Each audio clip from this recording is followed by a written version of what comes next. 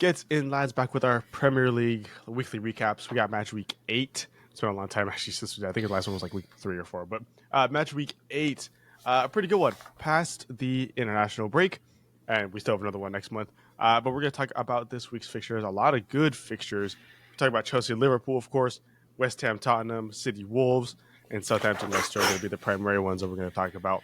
But before we get into it, leave your comments down below and any thoughts you had over this weekend, and leave a like if you guys want more Prem content from us.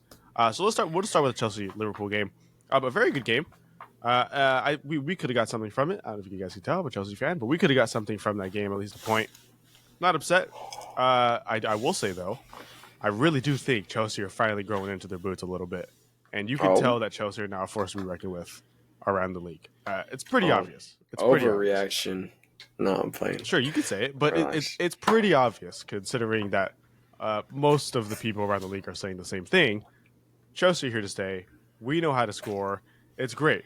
I haven't experienced this happiness in a long time for Chelsea. It is nice. It's been a little bit. We've been through a few rough seasons, but now we're finally back to actually. Oh no, the pain, something. The horror. Oh, imagine. Oh, it must be tough. Yeah, I know.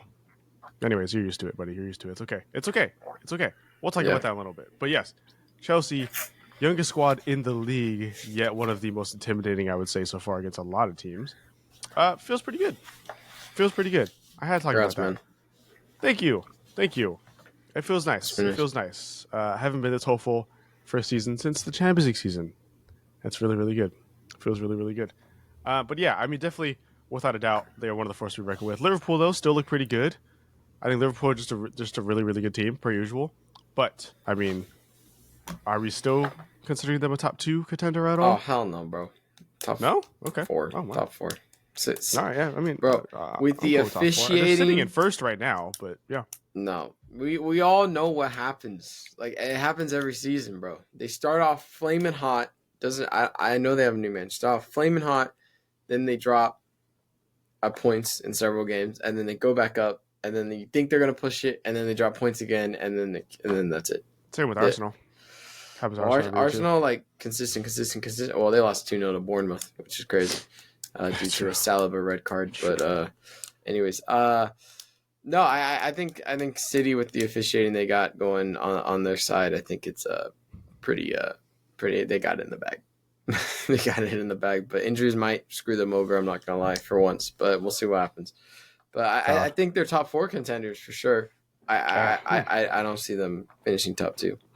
I do. I mean, there's a team that's not really being talked about as much because we've been talking about that for so long now that they kind of just retreated into the shadows behind City. And because Arsenal was rather the newer hot commodity behind, City to contend with City, we're talking about them a lot. But I mean, this Premier League title race, although it's still very, very, very good for the first start of the season. I mean, Liverpool sit on top with 21, City in second with 20. Third is Arsenal with 17, and right behind them is Aston Villa with 17. And then Brighton and Chelsea, 15 and 14 right after them. And 15th, West Ham with 8 points. Pretty close. Massive. Yeah, so it's a pretty good season so far, and I do think Liverpool are going to be in that mix. Okay. I mean, they're both going to be in the mix. I think Arsenal, though, are more susceptible to faulting right now, because they have been. They have been faltering a little bit. And they're a good team. Don't get me wrong. They are a good team. But there's just something there that doesn't let them go all the way. And it is themselves. Yeah, I mean, I don't know what's up with Arsenal. Like, on paper, they're a really good side. But, I don't know. It's just, I don't know. It's just one of those things where... I don't want to say they're overhyped at all, but I do think they definitely fed into whatever hype they got. Because Arsenal fans, man, they create their own hype, bro. Oh, yeah. Their own narratives and whatnot. I mean, yeah, Arsenal is a really, really good team, and they can beat most of the teams in the league, but when you're losing 2-0 to teams like Bournemouth, who, don't get me wrong, are a pretty solid team, you don't win a title that way. It's gonna falter, and that's why I don't see Arsenal winning it this year. I would give it to City. I would almost even give it to Liverpool instead, over Arsenal. Those two first. I would give it to Chelsea too. No, I'm just kidding. Not this year. But next year for sure. I think next year and the year after they're definitely gonna be in the mix. Oh, I mean, youngest team in the league and already one of the best teams in the league. Yeah, go ahead. Go ahead. Clip it. No, I meant like in a good way, bro. Clip it, bro. Yeah, You no, win, absolutely. it's a legendary clip. You will too get the title of football guru if that happens. Well, I mean, I don't think it's that hot of a take. I'm definitely not the first person to say it. I know I've definitely heard Yeah, a lot of other people say Chelsea it like fans. Yeah. online too. No, like pundits and whatnot. Like a No, lot of people around I get you. I get you. as in like the Jamie Carragher's and Gary Neville like kind of level pundits. Like they also have been saying that Chelsea are going to be in that mix pretty soon, and I've been saying it for a couple of years now. Like we're building up to something. That's why we have such a young core, a lot of players.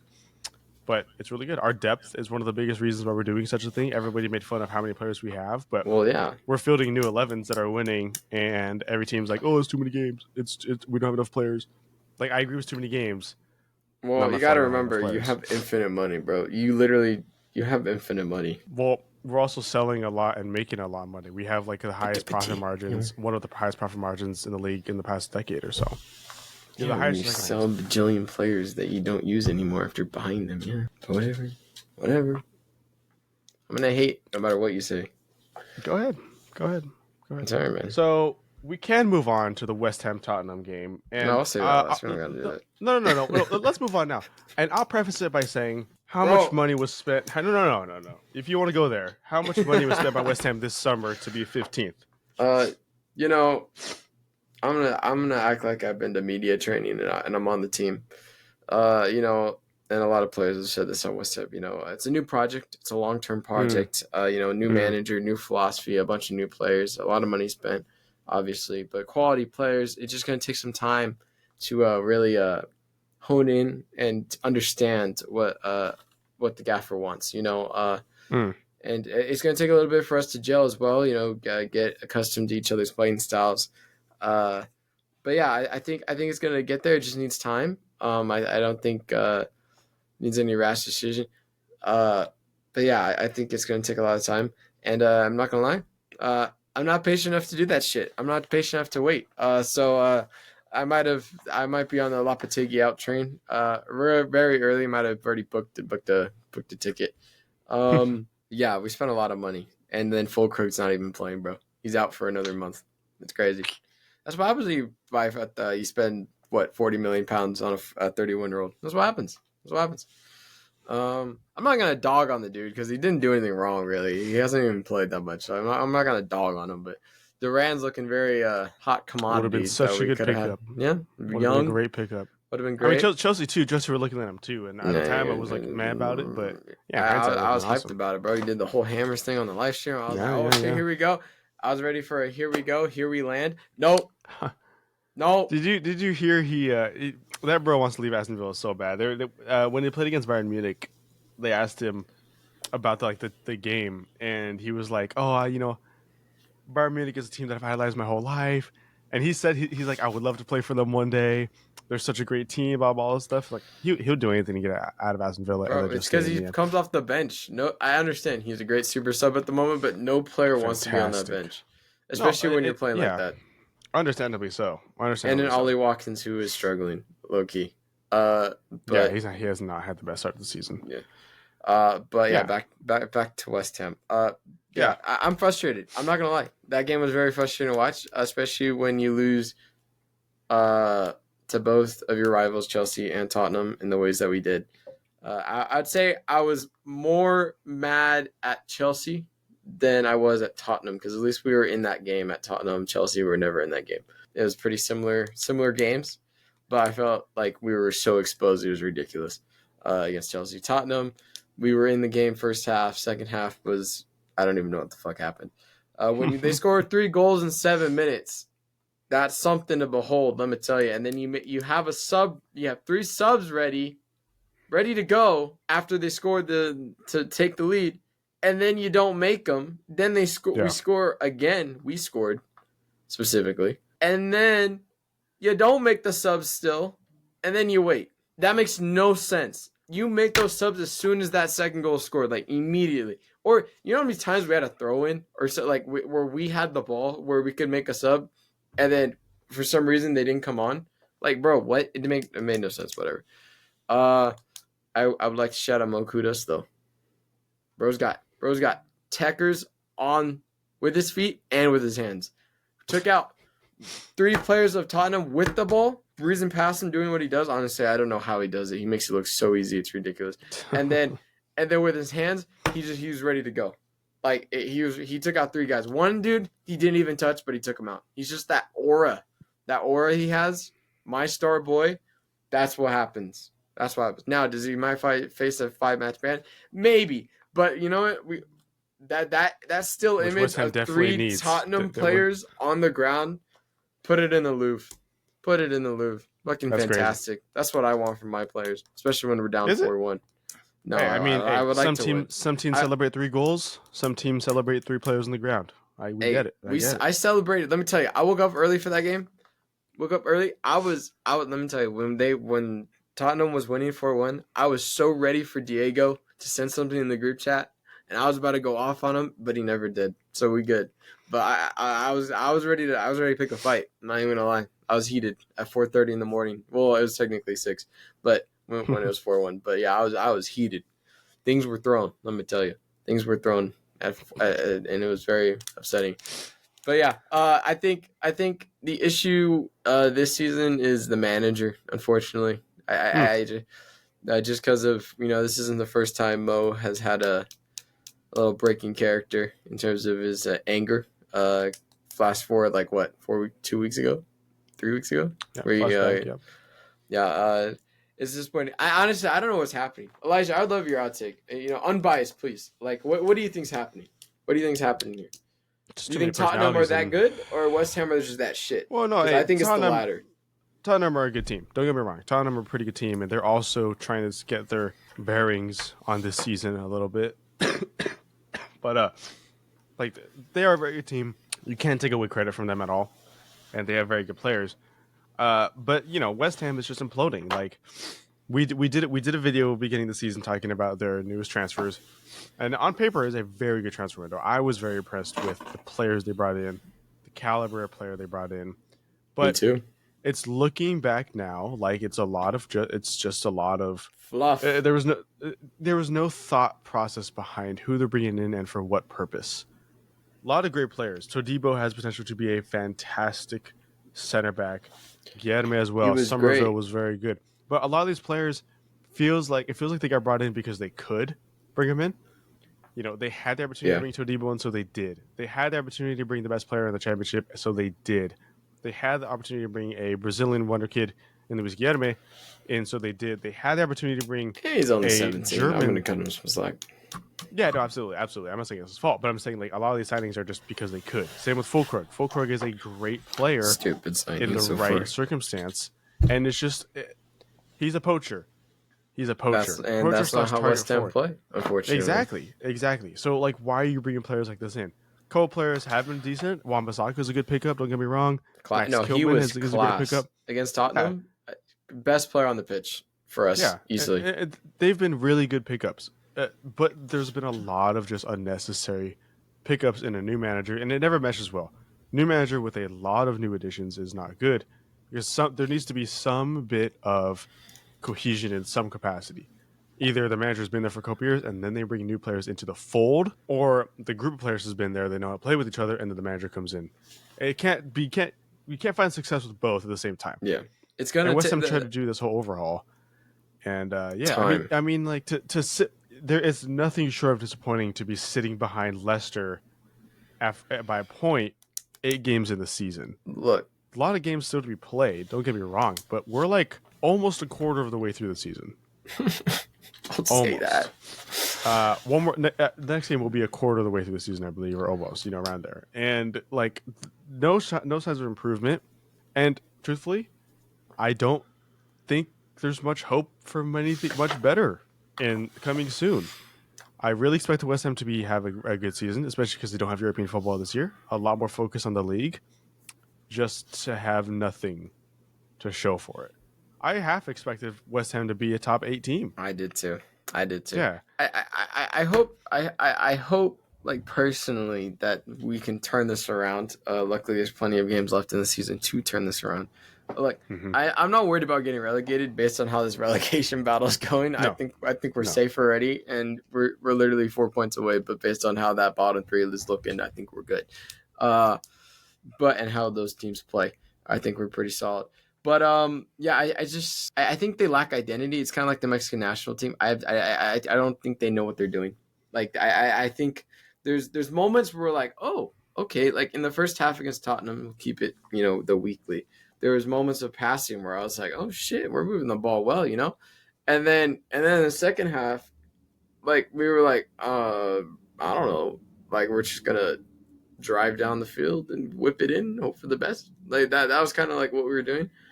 Yeah. And relying on individual talent instead of playing as a team. I don't know if Lopetegui's answers are like clear, like what he's trying to get to the players is like working. I don't know what's going on. But yeah, it's frustrating. Because I generally think we have a good team. I think a lot of the blame goes down to the players though. For this game specifically, I'd blame the players. Um, Specifically, Lucas Paqueta. I think he deserves a lot of the blame. I think two of the goals were his fault. I don't know what the fuck he was doing. I understand your touch is fantastic, but holy fuck, like bro, Right. just sometimes like don't be fancy with it. Don't be Brazilian. Just fucking play simple. Also, Alfonso Ariola had an absolute mare of a game. I will give credit to Kulusevski. I thought he was very good. Looked dangerous on the ball. And I was kind of shitting my pants every time he got it. I'm not going to lie. Brennan Johnson, unlucky. Sorry, mate. I didn't get that 7th goal for Tottenham to make history. But, oh well, sucks to suck. Even though he was on a 6-game goal streak, but whatever.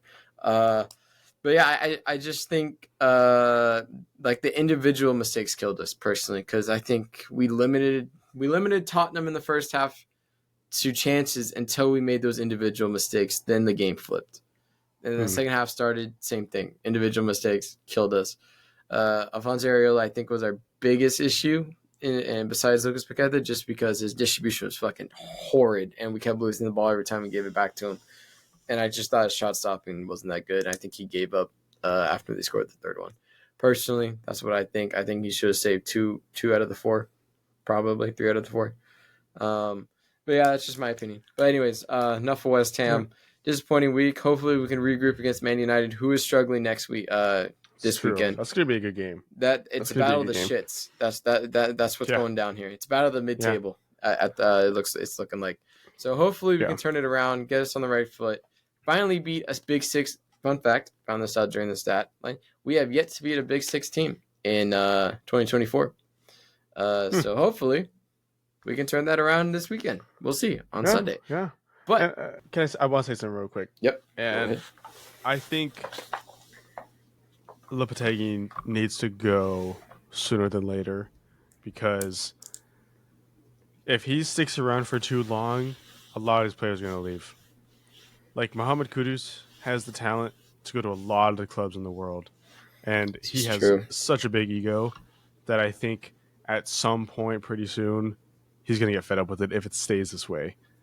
Like, I think if it stays this way until January, you make the change in January, kind of thing. Yeah, you're trying to right the ship. That's because you don't want to lose. Has said that. Jason Steinberg, something like that, reported that if results don't turn around, then they're gonna overview things during Christmas. Yeah, like there's a lot of these players that came into West Ham expecting some project. You could amass it to, let's say, Chelsea-ish, right? Chelsea have been in this project thing for years now.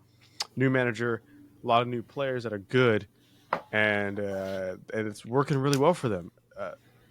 I know a lot of these West Ham players have expected to experience the same thing, especially because West Ham have had a fairly good last few years, and they're not. I would expect a lot of these people to leave. Todibo is young. Would not be surprised if he left and goes back to a Juve-ish. Both Paqueta and Soler deserve to be playing at very good teams. I'd be okay with Paqueta to leave. I'm not going to lie. That's fair. He causes more issues than. That's fair. Again, it's another big ego. Edson Alvarez is a top quality CDM that I can guarantee is already being looked at by top clubs in the world. We've heard that from United and Chelsea.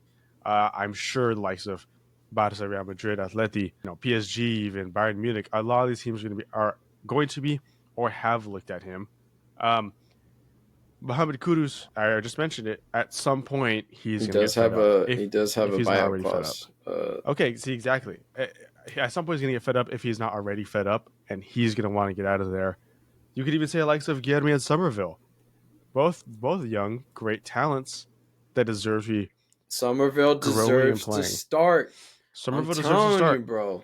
Yeah, and if he's not getting game time at a Put Mo, faltering West Ham, put he's gonna Mo in leave the too. middle. Take Lucas out. Put Mo in fucking Cam, bro. That's what I'm saying. Yeah. Put Somerville on the left, Bowen on the right.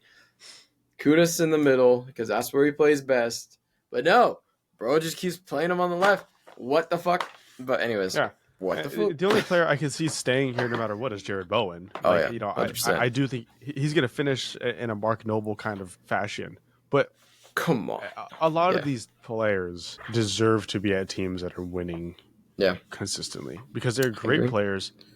You know, fantastic. They were promised. Fantastic they were promised sets. a good team, European football, and they're not getting it. And they're not getting it. And you know, I understand if they left. You know what I mean? But like, I hope they don't. Obviously, as a fan. But yeah, I would understand. They were promised a successful project, and it's not turning out the way they wanted to. But yeah, but moving on from West Ham, we'll go to Man City versus Wolves. Yes. Controversial ending to the game. Wolves, in their typical fashion, every season show up against Man City, usually get a good result, but the referee decided, nah, not today. VAR said, nah, not happening. We need City and as to a be result, they're fighting still for in first. they're still in last place with 1 point through 8 games. You know how bad that is. Yeah, 1 point in 8 games. That is horrible. They're not the only ones. Southampton. I know, and Southampton too, which we'll talk about too. But yeah, I mean, that could have been the result for Wolves to turn the whole season around for them. Because Wolves Wolves have on paper a really good team on paper, in my opinion. They have a lot of good individual pieces. To sit on 1 point through 8 is horrifying. I don't see them turning it around now. Oh no, they're just done. Not going to happen. I mean, they're only 3 points behind 17th place. Yes, it could still happen if they get a few results going their way in a good run of form. But no, it's just horrible. Horrible. It should not be happening this way. Manager's probably going to be out soon. Yeah. But losing Pedro Neto. Yeah, sorry, go ahead. I think that was the final nail in the coffin for them was losing Pedro Neto. So the penalty call is probably controversial. A lot of talk, especially the still frame right after the game. You know, all the Insta accounts posting the still frame. It looks bad. Ben Foster said on his Cycling GK podcast that he thought it should have been no goal because he impedes him in his set position, stopping him from that. However, you know, usually I'm with the GK Union on this. I'm okay with the call. I was going to say the same thing. I'm okay with the call. I don't think he impedes his vision whatsoever. No. I don't even think he really cared that he was there. Sorry. I don't even think he made note of it. Grasping at straws is what I would put it. Yeah. For trying to get that call. I think Ramsdale in his Southampton game had more of a reason than Sarr here.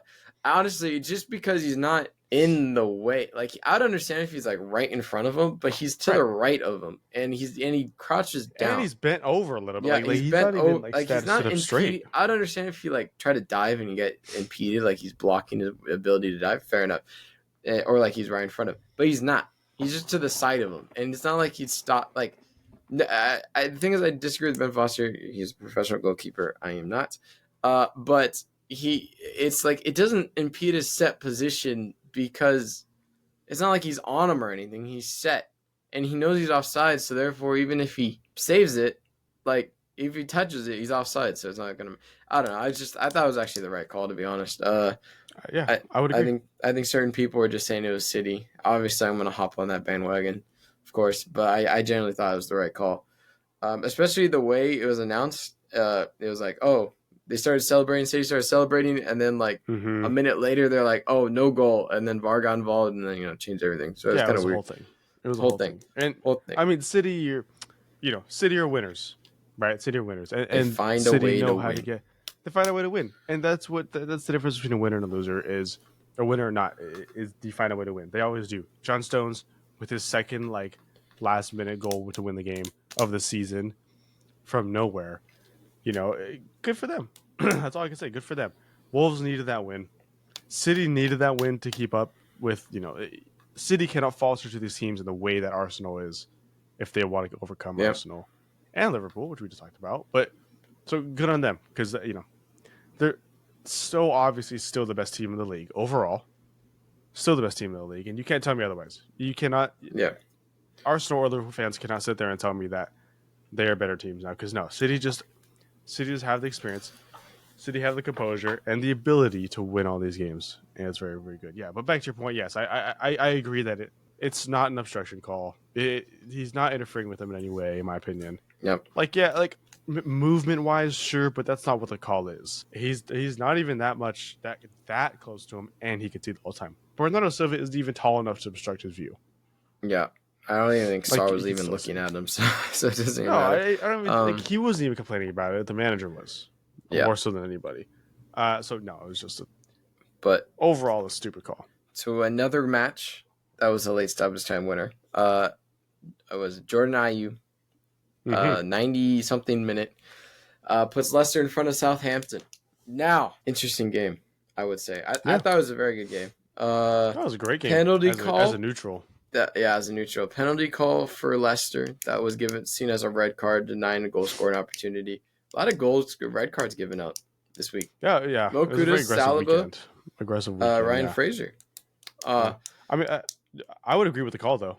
Oh, I say it's harsh in the sense of I think Vardy sold it very well. He did absolutely very well because he could easily score. Let's be real here. That tug is not pulling you that far back. You could easily score that. I think Vardy sold it a little bit, but I do think he was tugging on him. He was holding it pretty hard. He was pretty tightly. Oh, they have wind resistance training all the time, bro. I mean, he could have got there, but it's in the fashion it transpired in.